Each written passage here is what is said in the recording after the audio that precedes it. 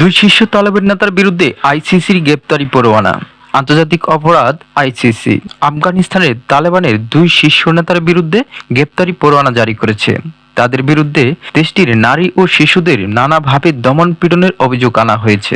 ICC গতকাল মঙ্গলবার বলেছেন, আফগানিস্তানে 2021 সালে তালেবান ক্ষমতায় আসে।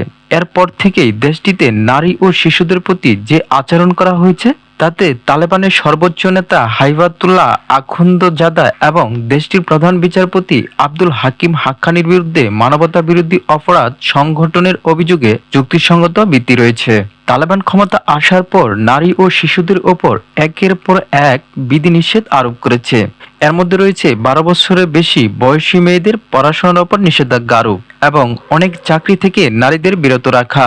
আফগানিস্তানে পুরুষ অভিভাবক ছাড়া নারীদের কতটুকু ভ্রমণ করতে পারবে সে বিষয়ে কড়াকড়ি আরোপ, এমনকি জনসম্মুখে নারীদের কথা বলার বিষয়েও নিষেধাজ্ঞা জারি করা হয়েছে।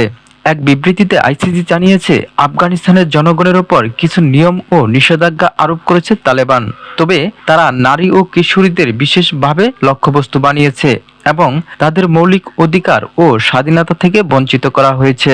জাতিসংঘ এসব বিধিনিষেধকে লিঙ্গ বৈষম্য হিসেবে আখ্যায়িত করেছেন। তবে আইসিসির গ্রেপ্তারি পরোয়ানা নিয়ে প্রতিক্রিয়া জানিয়েছে তালেবান। তারা বলেছে, তালেবান এই আদালতকে স্বীকৃতি দেয় না। আদালতের এমন পরোয়াকে স্পষ্ট শত্রুতামূলক পদক্ষেপ বলে এবং বিশ্বজুড়ে মুসলমানদের বিশ্বাসের প্রতি অপমান বলে জানিয়েছেন।